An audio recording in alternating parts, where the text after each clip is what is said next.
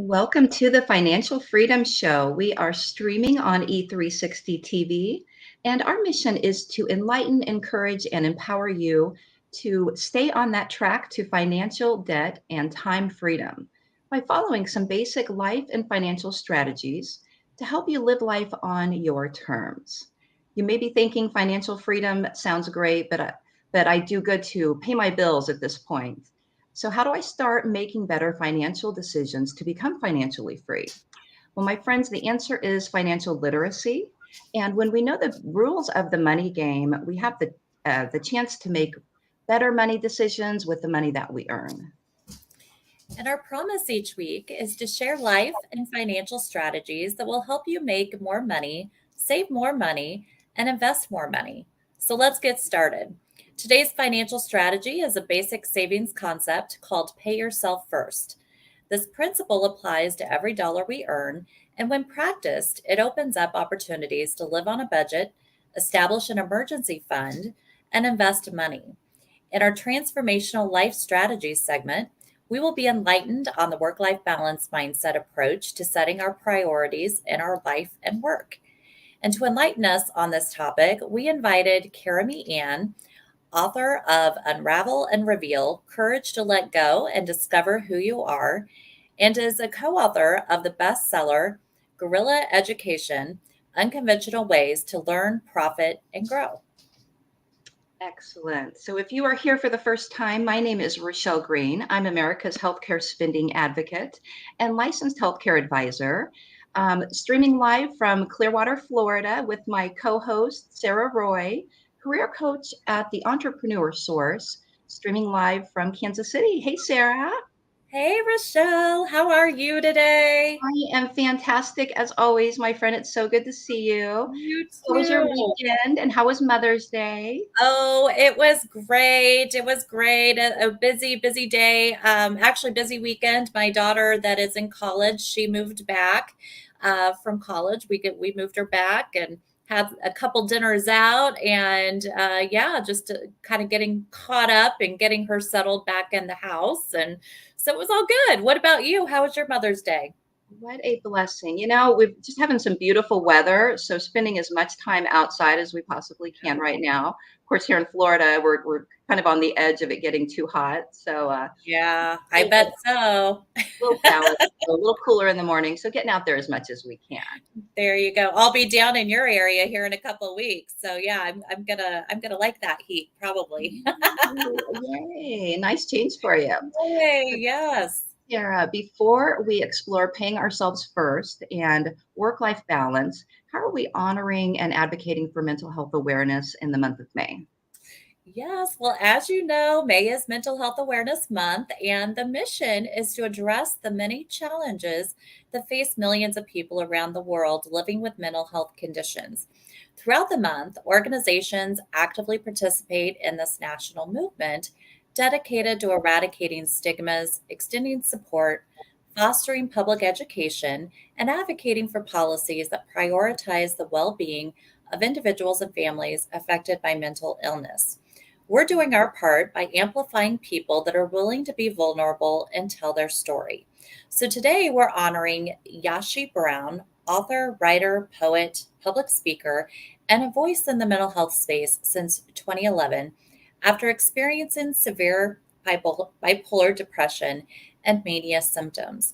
Yashi's mother, Rebby, is the oldest sister to icon Michael Jackson, And her family vowed to keep her condition a secret, but she chose to use it as a creative expression through poetry to empower others. Let's listen to Yashi's poetry interview and how it encourages us to speak truth.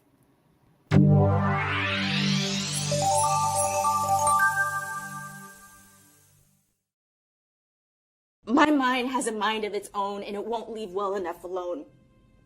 And my brain can't control itself, so I need you to help me and be patient. Don't go. I have a severe form of bipolar. It's bipolar type 1. I lived in a household where mental health and mental illness wasn't a topic that any of us really knew much about. I grew up in a nice neighborhood in Southern California, really sunny. Great parents. My mom, my dad were always around. So in my situation, it wasn't a matter of any sort of extreme neglect. And I think what happened is when I started to experience some severe stress in my late teens, I went into a really bad depression. I just felt sad, and I didn't know why I felt sad. I was about 20 years old at this point. I just started to withdraw. And eventually what started to happen is I lost a lot of weight 2-3 years later, still going through this depression. I became completely unconscious of the days. And meanwhile, my head was racing with all these different types of thoughts. Eventually, my friends started to notice I would talk out of my head. Nobody really took it seriously, and then I stopped getting my sleep, started staying up around the clock, started having a lot of energy, started thinking I had a special mission in life to save people. I also thought that life around me was this movie set. I started to really believe these things. I was 24 years old, got into a cab, and cab driver, after a while, could tell that I was psychotic, and called the police. And at the time, I was talking to myself on the street, talking about all these divine thoughts, and I was completely psychotic, out of my mind. And law enforcement thought that I was on drugs. I'd never done a drug. And I was sent to UCLA, and I was put into the psychiatric unit at UCLA. And that's when I was diagnosed. If I can say one thing, unless there's extreme, I just don't feel me. No, I don't think you heard me. I just don't feel me. Bipolar type 1, you have the same thing as type 2 where you have the severe depressions. What designates bipolar type 1 from bipolar type 2 is psychotic features and the clearly manic state. Nobody can live every single day in that state. No way. No way. You have to figure out a way to get help. I'm very grateful to have found the right combination of treatments and doctors and medicines.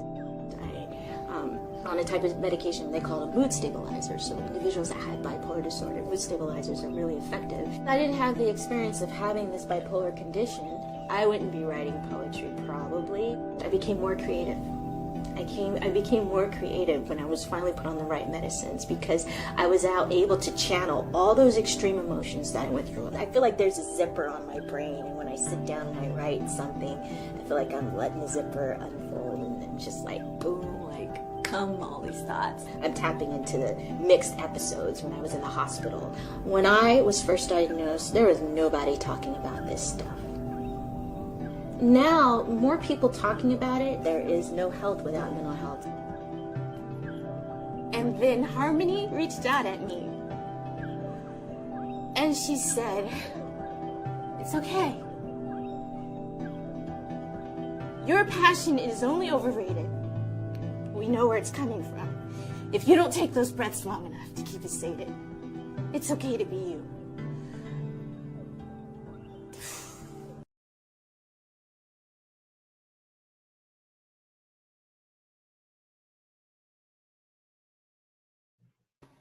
Wow, such an empowering story and video there. And as we can see, our mental health is not something that people can always see, right? On the outside. So it's up to us to be vulnerable and be able to communicate when we need help and get that help so that we can thrive, just like Yashi did. So what a great story there. Well, last week's financial strategy was financial coaching and the benefits of starting a financial coaching business, helping others with financial literacy. We were empowered to use this financial strategy by a quote: "Lift up your two hands. Remember, one is for helping others, while the other is for helping you." Rochelle, what's today's financial strategy that will help us save more money? Well, Sarah, it's a critical one. The strategy only has three basic words, and you're going to like this one: pay yourself first. So, nevertheless, the majority of people either do not know, believe, or apply to it. So, let's watch this prime video and become enlightened on how to pay ourselves first. Hi there, I'm Jack Canfield, and today I want to talk to you about the importance of paying yourself first.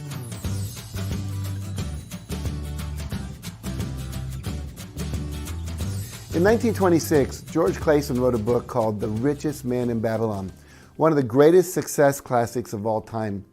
It's the fabled story of a man named Arcad, a simple scribe who convinces his client, a moneylender, to teach him the secrets of money.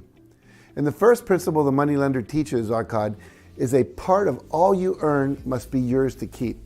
And he goes on to explain that by first putting aside at least 10% of his earnings and making that money inaccessible for expenses, Arcad would see this amount build over time and in turn start earning money on its own. Over an even longer time, it would grow into a lot of money because of the power of compound interest. If you've never heard that term before, compound interest is what happens when you earn interest on your savings, and when left in the savings account, that interest that gets added to it begins to earn interest of its own as well. And given enough time, the earning power of that interest compounding on itself will eventually turn a small amount of money into a fortune. Compound interest is one of the key reasons why paying yourself first and starting early as you can in life is so essential if you want to accumulate wealth. And we'll talk more about that in a second. Now, the world's most aggressive savers pay themselves first and make investing money a central part of their money management. They make that as important as paying their mortgage off. And to get into the habit of saving some money every month, immediately take a predetermined percentage of your paycheck and put it in a savings account that you don't allow yourself to touch. And keep building that account until you've saved enough to move it into a mutual fund or a bond account or to invest it somewhere else. You see, investing just 10 to 15% of your income will help you eventually amass a fortune. So pay yourself first and then live on what is left. This will do two things. Number one, it will force you to start building your fortune. And two, if you still want to buy more and do more, it will force you to find ways to earn more money to afford it. Never, ever dip into your savings to fund your bigger lifestyle. You want your investments to grow to the point that you could live off the compound interest that accumulates. That's what I've been doing. I really think it's important. Now, only then will you be truly financially independent. Now, keeping this idea of paying yourself first in mind, I want to leave you with a bit of homework to complete after you've done watching this video. Calculate what 10% of your income is and commit to saving that much no matter what. And to hold yourself accountable, I want you to leave a comment below with the most important thing you can start saving for. Is it your retirement? The ability to eventually quit your job and start a charity? Or maybe you need financial independence in order to start a brand new career doing work that you're passionate about. Well, I'll follow up with you to make sure you're staying on track. So thanks for watching, and remember, nothing will change for the better until you do. Now, if you found this video helpful, make sure you like it, share it with a friend who may need it, and subscribe. So compound interest, a very simple but powerful strategy, right? Right. Absolutely. You know, Jack shared a financial strategy that can be implemented by your kids. Think about this, give your child $1, or maybe we should say $10, right? Each week for allowance, and require them to put 10% of that back. So set aside that extra dollar in a piggy bank before they spend any of their allowance. What financial lessons and habits will they learn? Pay yourself first, right? As they start earning more money, they'll continue to save that 10%. Of their take home and deposit it into their bank savings account.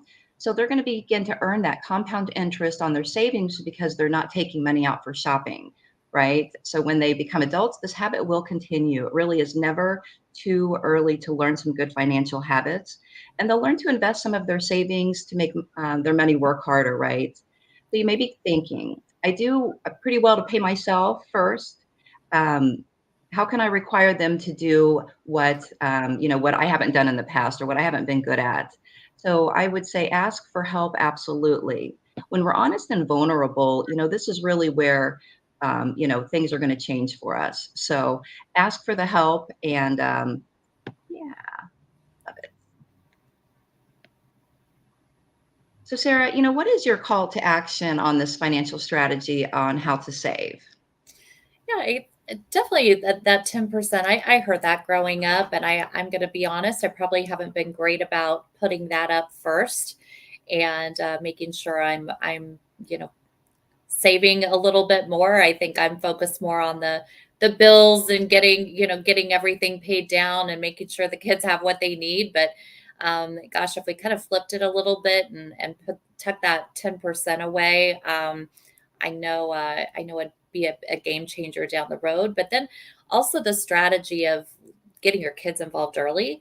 I think that's a huge one. So that's probably my biggest takeaway is to really start implementing that with the kids. So, all right. Well, during our YouTube break, we will be enlightened on the transformational life strategy of the work-life balance concept. We'll be enlightened on this by Sheryl Sandberg, former COO at Facebook, and Indra Nooyi, former CEO of Pepsi. When we come back, we'll share a perspective on this topic with Karami Ann, author of Unravel and Reveal, Courage to Let Go and Discover Who You Are. Financial Freedom is sponsored by the Pivot Point online program for financial coaches. If you're ready to pivot to entrepreneurship as a financial coach, they offer free online courses to help you get your state license and certification. Visit our website and learn more about your home-based business opportunity. We'll be right back.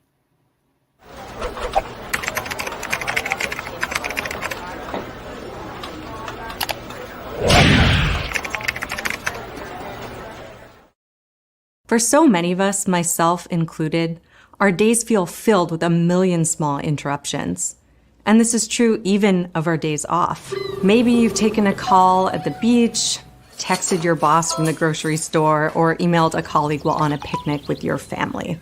We've convinced ourselves that these behaviors are no big deal. It's just one email. But there's a real cost to these interruptions, and there are smart strategies we can all take to better protect our time. These moments seem so small at the time, and yet research suggests they add up to a tremendous loss. The constant creep of work into our personal lives can increase our stress and undermine our happiness.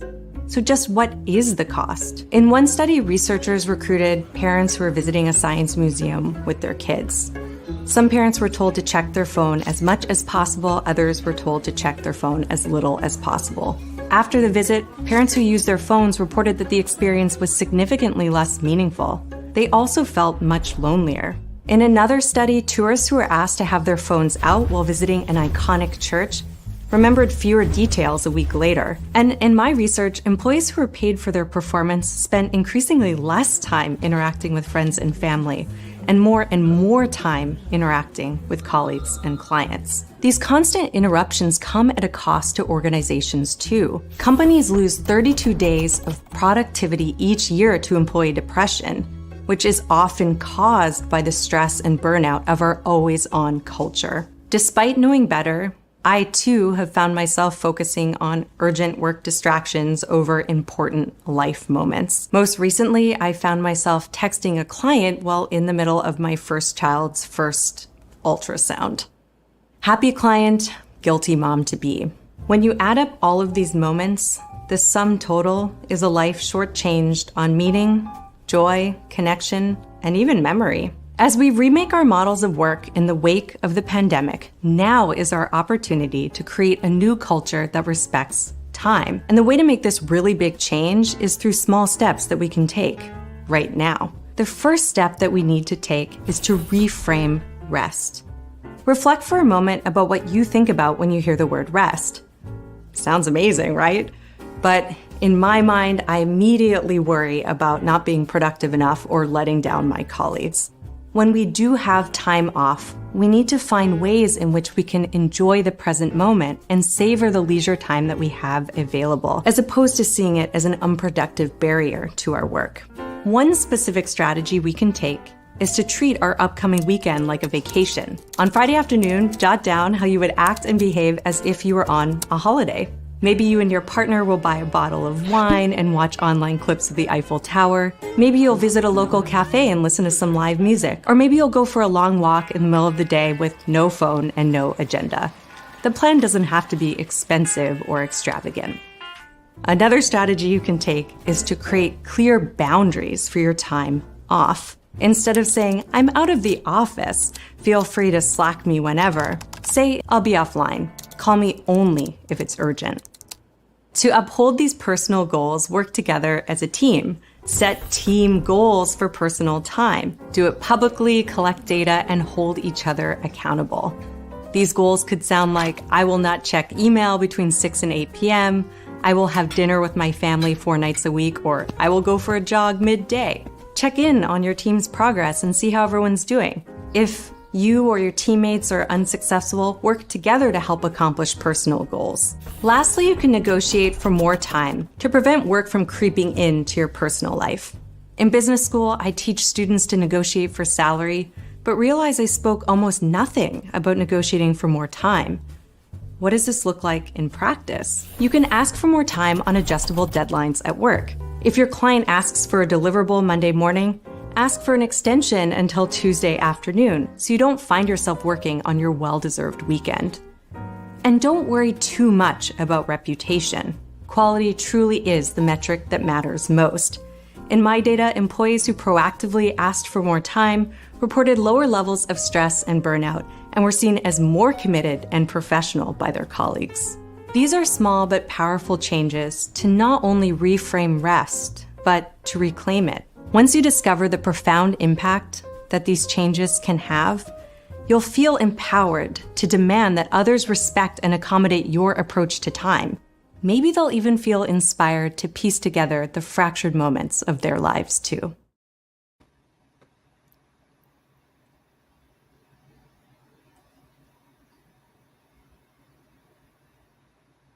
Oh, hello, Dagmar. I think you might be muted. Oh my goodness. The famous mute button. Good morning. Yes, it's all good. We got each other. How are you today? I am doing fabulous. Good. Welcome everyone to the Transformational Life Strategy segment at our Financial Freedom Show. Our mission is to enlighten, encourage, and empower you to find your passion and purpose to live life on your terms. And we're very excited to have this conversation with my very good friend, Carmi Ann Baker. Her mission is to help individuals master our relationships while also focusing on our financial health and wealth. Carmi empowers us to create lasting relationships and free up the energy so we can become the creators we were meant to be. From growing our wealth portfolio to exploring our soul's calling, Carmi empowers us to become our best version. Carmi, welcome to our Financial Freedom Show. Thank you. It's a pleasure to be here. Wow, it's so wonderful. Well, Carmi, let me start by asking you this question. What does financial freedom mean to you and how it has evolved over the years? I'm just going to say that I do have your book, which we will talk about more later, but you actually have the full chapter on money in it. So what is financial freedom and how it has evolved for you? Yeah, financial freedom. I mean, there's definitely the physical aspects, right, of where our money is working for us and where we can have our needs met and then some.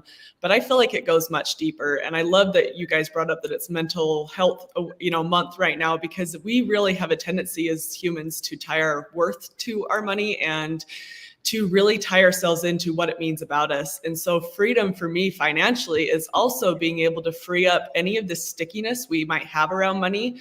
I mean, I took a group through a meditation the other day of getting them to imagine, like, what would it be like if you were to start opening up your bank account right now? What would you feel? What would you feel if your partner was standing right there looking at what you spent your money on? And getting them to notice where they have that stickiness with money and their fears and where they may be living in scarcity. And so we really work on getting them into their habits, but first shifting that frame of mind that they may have around that and opening up the energy so they're not afraid to say what they need to say, to start actually owning where their thermostat is at, so we can work on growing that thermostat and growing them as a person to be able to create more of who they feel like they're meant to be in the world. Mm-hmm.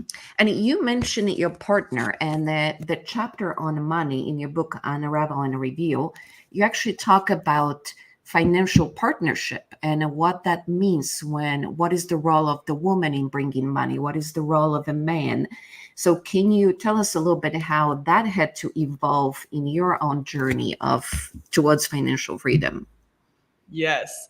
So, I mean, I was a stay-at-home mom for many years. And while I ran the back office of my husband's business, he was the main financial person bringing money in. And so I had to learn how to, one, own my worth and start seeing my own value in my relationship with him and where I was actually adding and contributing to that. But then taking it further, when I started my own business years ago, it was learning then how to be the co-creator with him and noticing, finance is a huge area where divorce starts to happen. And oftentimes it's because we have these expectations of what our roles are and who's supposed to do what. And when somebody is failing on something, or when we perceive them to be failing on something, the arguments and the fears that are actually at the root of it are often not addressed. Often it's blame, it's projection, it's arguments that turn into these big fights that end up in breaking up the relationship. And when you can come back down to the core truth of what it is and learn to communicate, which is such a key foundational piece,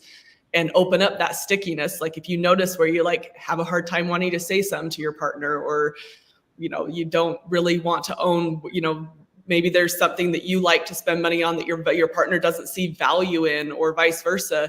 These are the areas when I started to clean those up with my husband and just start having those conversations and really owning our parts in it and taking responsibility for what is ours and how we can both focus on celebrating each other as the creators we are and continue to evolve and become that best version of ourselves. It's cleared up that stickiness between us. And it's allowed us to become much better creators in our life, to grow our income, and to create a more loving relationship that's built on trust. And I think that's a huge piece in financial relationships, is the trust that has to be there. And that comes through the everyday showing up and really diving into that vulnerability that sometimes is scary, because you get to be seen in all your messiness and you get to own that and learn to love it.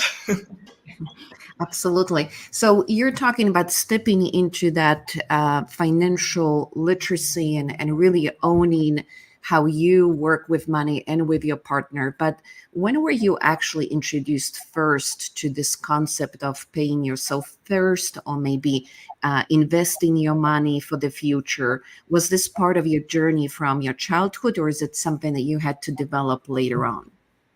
Yeah, it was definitely not from my childhood. I came from a very, very poverty-stricken family. I didn't realize it when I was a kid because we had our needs met. We lived off of a garden, things like that. But as I became a teenager, I became more and more aware that the pieces started to click in. But I would say back in 2015, I got involved with a coach who started to help me understand these simple concepts. I remember one of them being, we were going to start carrying around I started carrying around like $100 in cash. And the whole idea was to start retraining my mind that I can afford things and that I am abundant. And so I would carry that around and just like mentally shop, like, oh, I could buy that, or I could buy this. And it became this game of where I was retraining myself to believe that I could create more. And that's when I started on the habit of paying myself first. Like, even if it was only $5, that was showing me that I am my creator in the world, and I get to take the benefit of what I have created and put that into my own personal savings for me. And I get to, it really started to help me not go into resentments of, how a lot of people will work and give everything away, and then they'll start feeling like they never get to receive the fruits of their labor. It shifted that mindset for me. And over time of developing that habit and then continuing that to shift the mindset and really do the inner work on that, it skyrocketed our income. Awesome. Well, Kirami, again, thank you for joining us today. And thanks for sharing your story on financial literacy with you and your partner. I'd also like to transition now to talking about children and teaching our children the basic principles of money and saving. We saw a clip just a little bit ago about teaching them that pay yourself first, starting with that 10% method there. Why is that so important, and what strategies do you recommend with children?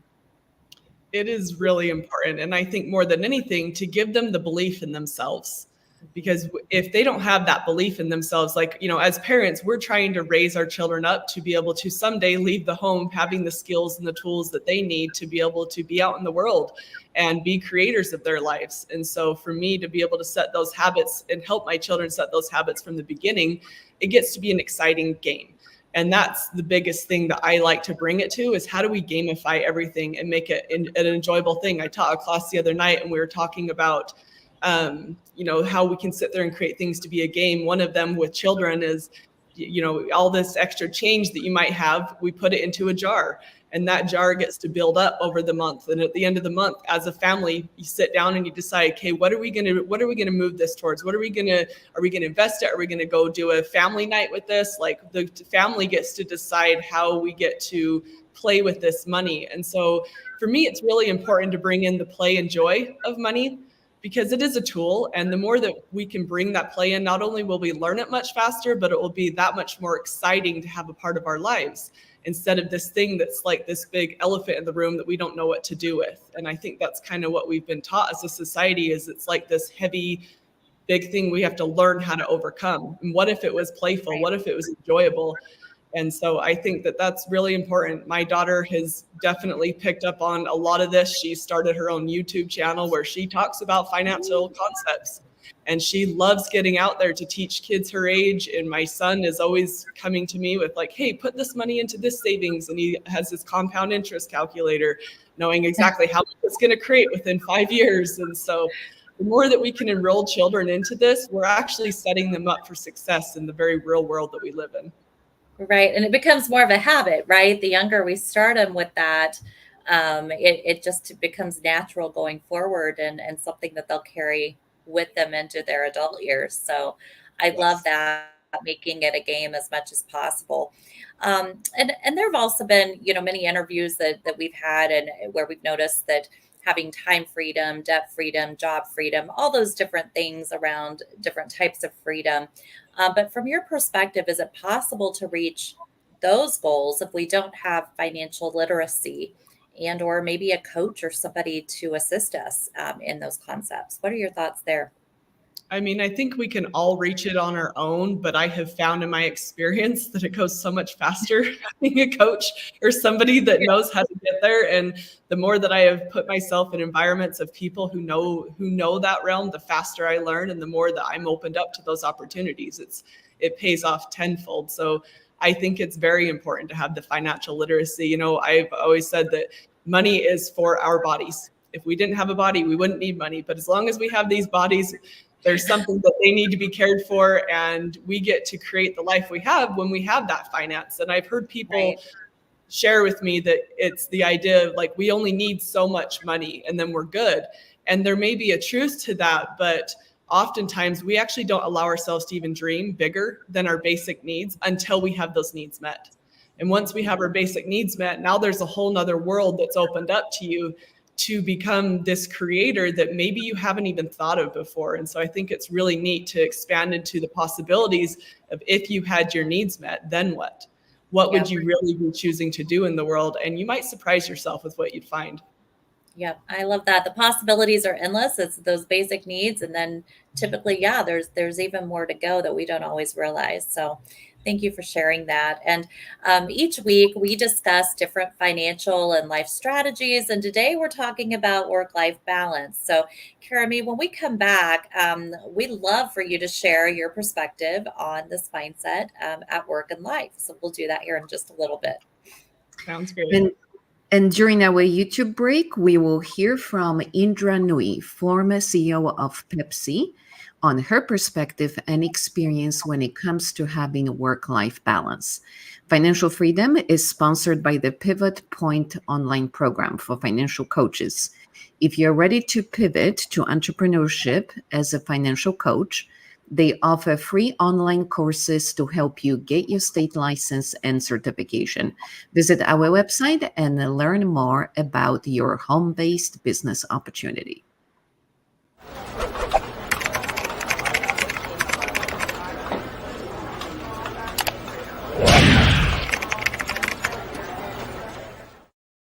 I don't think women can have it all. I just don't think so. We pretend we have it all. We pretend we can have it all.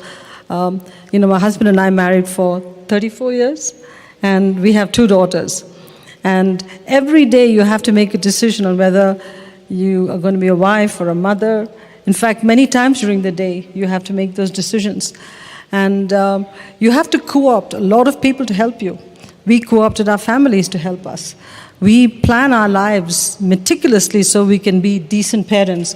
But if you ask our daughters, I'm not sure they will say that I've been a good mom. I'm not sure. And I try all kinds of coping mechanisms. I mean, I'll tell you a story that happened when my daughter went to Catholic school, Convent of Sacred Heart. And every Wednesday morning, they have class coffee with mothers. Class coffee with mothers for a working woman. How is it going to work? How am I going to take off 9 o'clock on Wednesday mornings to go for a class coffee? So I miss most class coffees. My daughter would come home and she'll say, list of all the mothers that were there, and you were not their mom. First few times I would die with guilt, but I developed coping mechanisms. I called the school and I said, give me a list of mothers who were not there. So when she came home in the evening, she'd say, you were not there, you were not there. I said, Mrs. Rag wasn't there, Mrs. So-and-so wasn't there, so I'm not the only bad mother.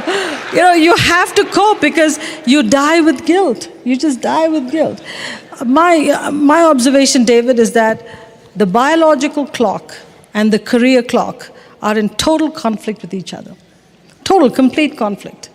When you have to have kids, you have to build your career. Just as you're rising to middle management, your kids need you because they're teenagers, they need you for the teenage years. And that's the time your husband becomes a teenager too. So he needs you. Sorry. They need you too. So what do? And as you grow even more, your parents need you because they're aging. So we're screwed. I mean, we cannot have it all. But you know what? Coping mechanisms. Train people at work. Train your family to be your extended family. When I'm in PepsiCo, I travel a lot, and when my kids were tiny, especially my second one, we had strict rules on playing Nintendo.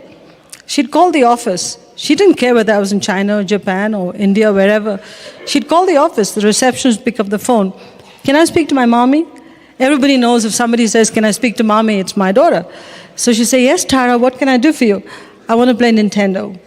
And the receptionist has a set of questions. Have you finished your homework? You see, I say this because that's what it takes. She goes through the questions and she says, okay, you can play Nintendo half an hour. But she leaves me a message. Tara called at 5. This is what the sequence of questions I went through. I've given her permission. So it's seamless parenting. But if you don't do that, I'm serious. If you don't develop mechanisms with your secretaries, with the extended office, with everybody around you, it cannot work. It can't. Motherhood, stay-at-home mothering was a full-time job. Being a CEO of a company is 3 full-time jobs rolled into one. How can you do justice to all? You can't. The person that hurts the most with this whole thing is your spouse. There's no question about it. Raj always says, you know what, your list is PepsiCo, PepsiCo, PepsiCo, your 2 kids, our 2 kids, your mom, and then in the bottom of the list is me. There are 2 ways to look at it. You should be happy you're on the list. So don't complain. Just don't complain. He is on the list, very much on the list. But, I love it. Be happy you're on the list. Too funny. So welcome back to our Transformational Life Strategy segment. Our mission, as always, to enlighten, encourage, and empower you to find your passion and purpose, to live life on your terms. I'm excited to come into the conversation today with Karami Ann Baker. Her mission is to help us master our own energy and relationships while focusing on financial health. So Karami empowers us to create lasting relationships and free up the energy so we can become the creators we were meant to be. And from growing our wealth portfolio to exploring our soul's calling, Karami empowers individuals to become their very best version. Hello, Karami. Welcome back to the show. What work-life balance can you share with us? And what perspectives do you also share with Indra? And what does the right mindset have to do with living life on our own terms? Yes, I love that question. So for me, it's been really fascinating because I have my children who are all home, and they're homeschooled. But I have always been this, like, I want to be home with my kids all the time, but I want to be doing work. Like, I recognize that at the end of the day, I wasn't just going to be one or the other. Like, I wanted both. And I've been fortunate enough to have a partner who's been very, very supportive of that and has helped me in this role.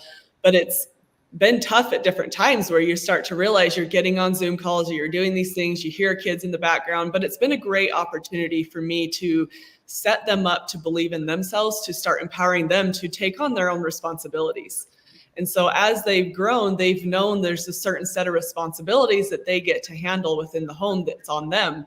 The other day, my 14-year-old was asking me, like, I'm hungry, and he would not eat. And I finally just told him, well, I believe in your capabilities to go make your own food.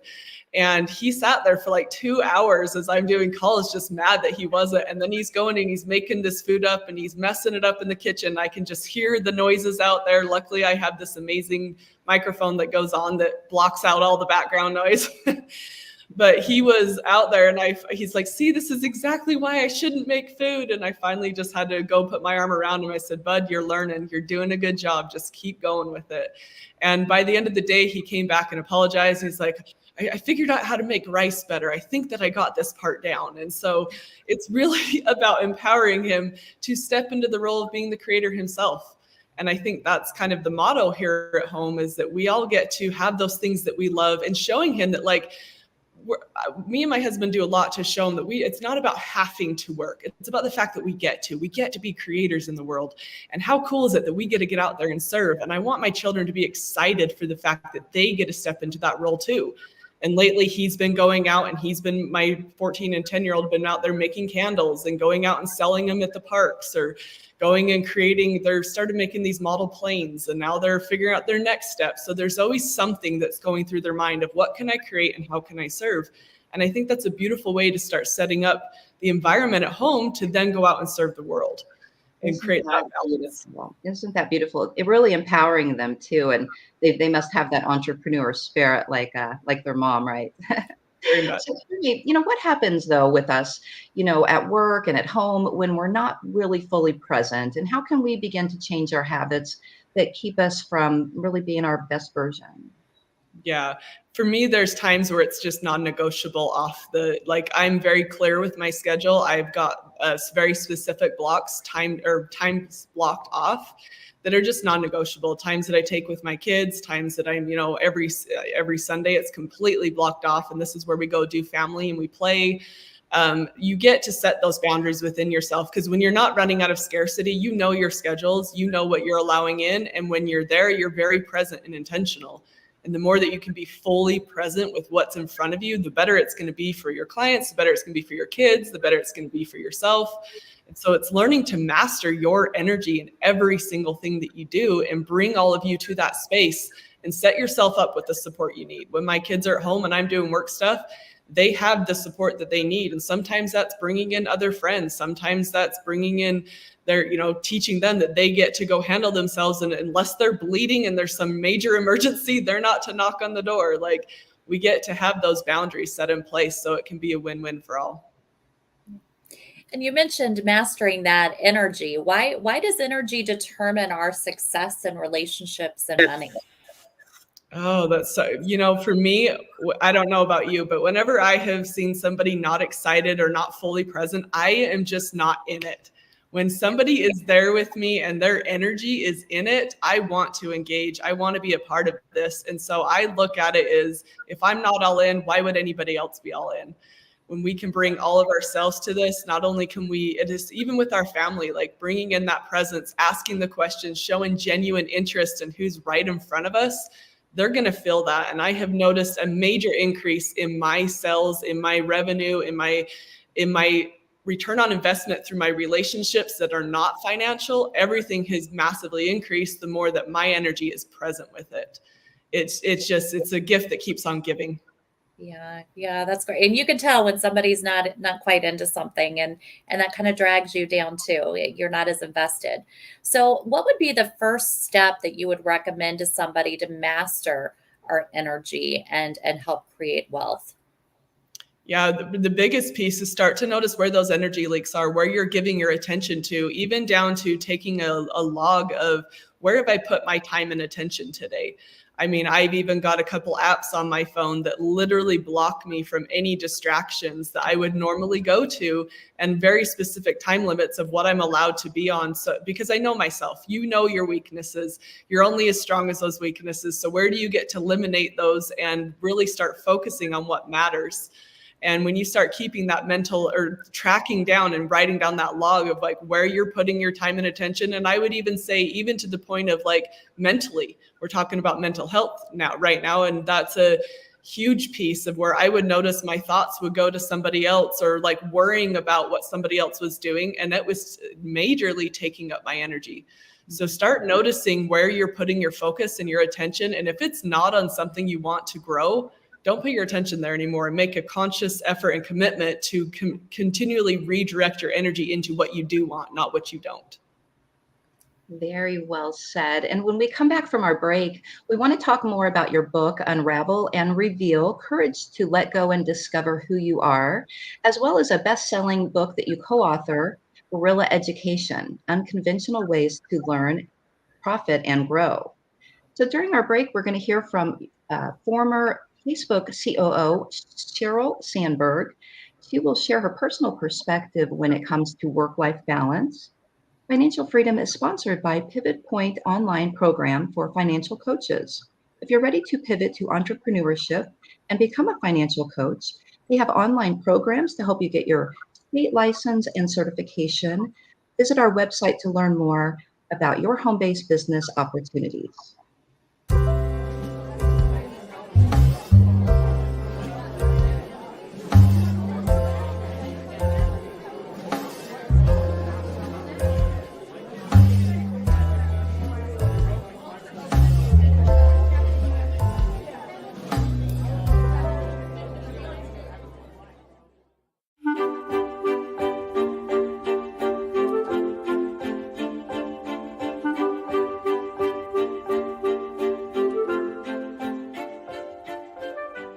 No one can have it all.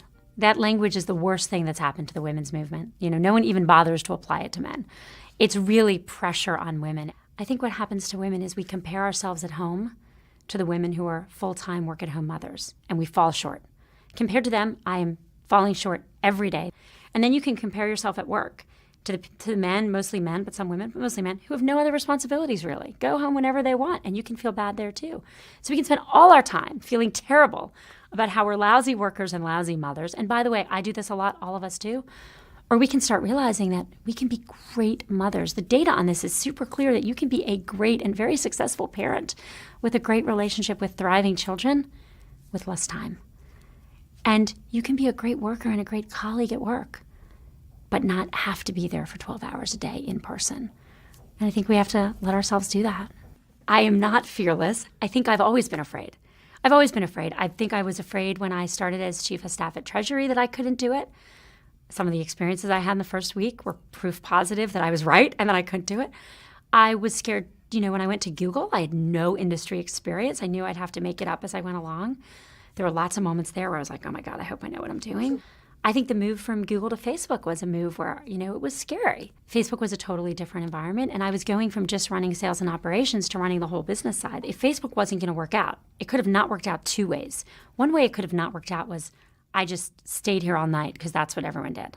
And then I would have been exhausted, tired. I would have decided I was a bad mom, and I would have quit. The other way it couldn't work out is I could come in early, work the hours I wanted to work, leave at 5:30, get back online, which is exactly what I do to this day, and see if it worked out. And then if it did work out, I had a chance of staying. What I think people don't see is if you do it the first way, just do everything asked of you, you're not actually giving it a chance to really work. If you do it based on what you figure out what you really need, then you can. And I'm not saying I don't make sacrifices. I make huge sacrifices. And I try to be really honest about this. There has never been a 24-hour period in 5 years I have not responded to email at Facebook. I don't take real vacation days. I take bulks of time, but I always am reachable. That's part of this job. I am not saying it's easy and I don't work long hours. I am saying that I was able to mold those hours around myself. And that matters. And I really encourage other people at Facebook to mold hours around themselves.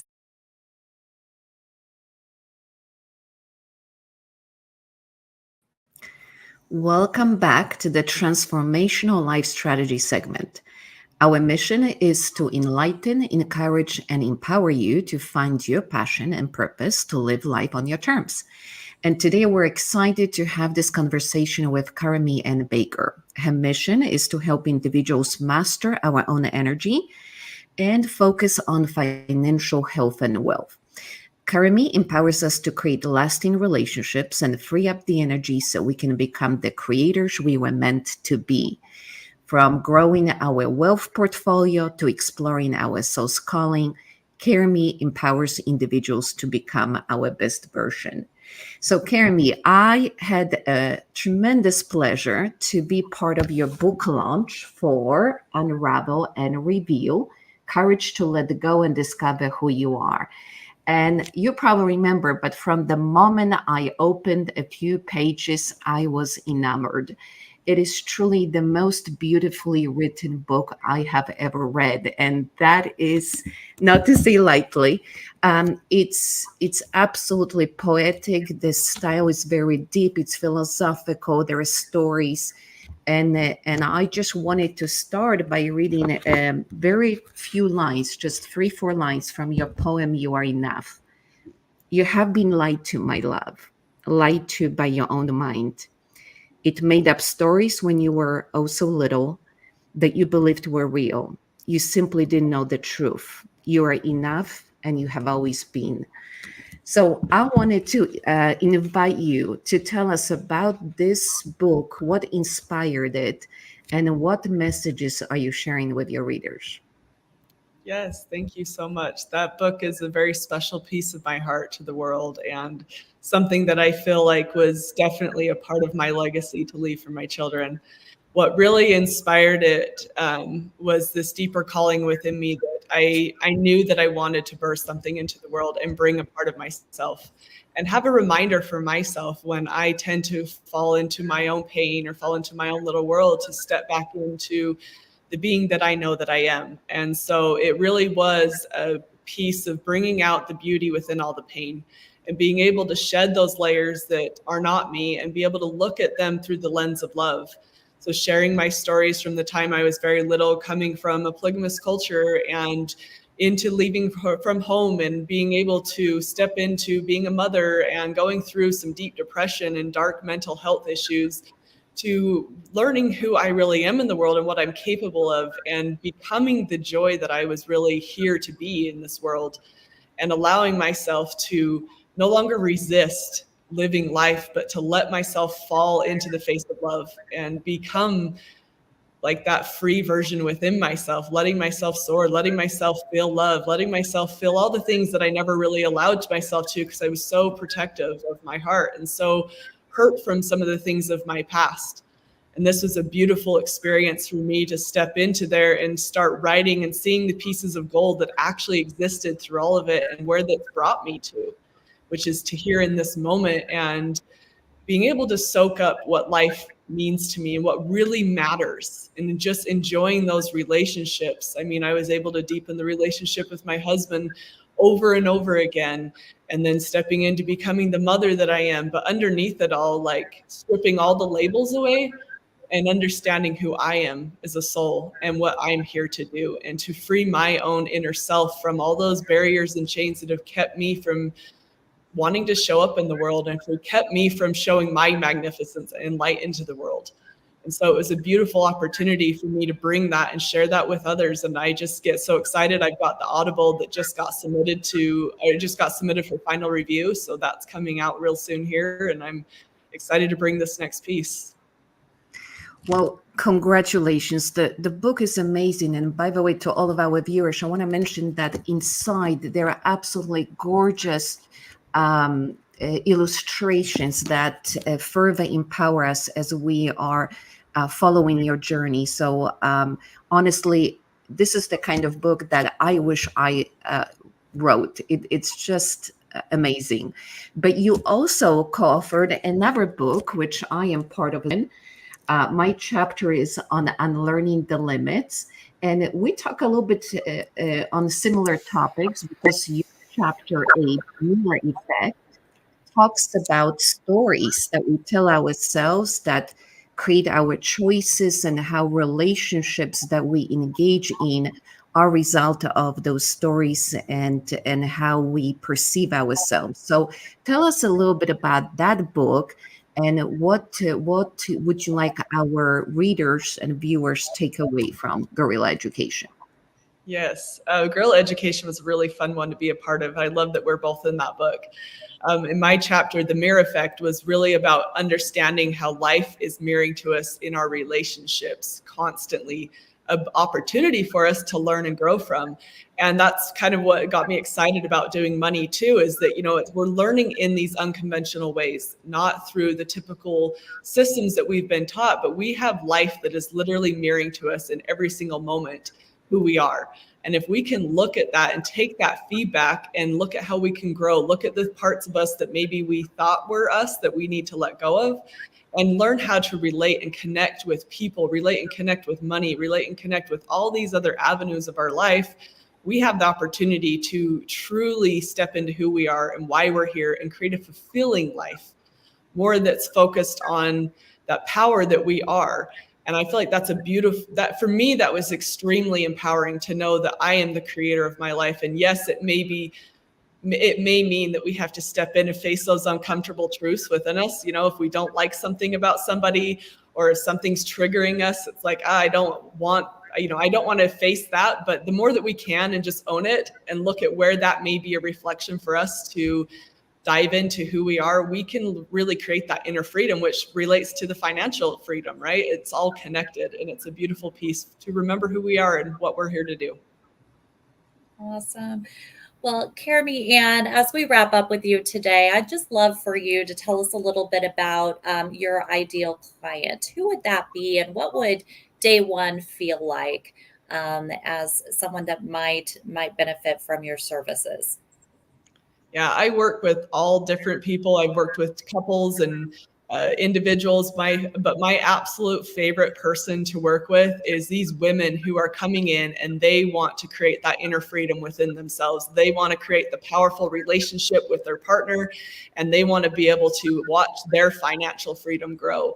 And so when we start diving in and we go through an entire outlook of their finances and start getting them aligned with their values, getting them aligned with the right kind of mindset that is empowering them to go be the creators, and creating scenarios where they get to go step and face their fears, and then they get to overcome that, that's where the real magic happens. And when they start seeing how fun and exciting it can be, especially when they have children and they watch their children be able to take on those examples and roles, they really step into who they are. So those are by far some of my most favorite clients to work with, and start showing what's possible in the world. I think it's time to start shifting it, especially for women, of what's possible.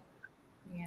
I love that. Well, Carrie Ann, we've had so much fun with you today. Thank you so much for joining us. We would love for you to post your contact information on our private group, Facebook group called Thriving Women TV. And if you have any additional questions for Carrie Ann today, please join our Facebook group and post a comment on our show today. During our break, we would love to hear from you on today's topic. Join our private Facebook group called Thriving Women TV and post a comment there.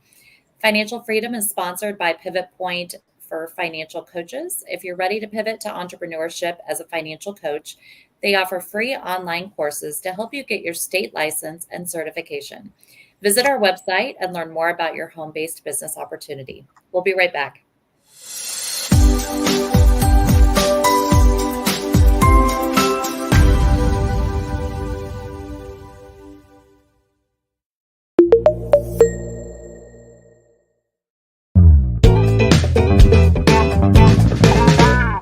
As we live in such a fast-paced environment, many of us tend to cross the boundaries of work and home life with 24/7 access to emails.